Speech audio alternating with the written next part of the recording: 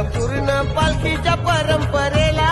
आई 100 वर्ष झाली ग पूर्ण पालखी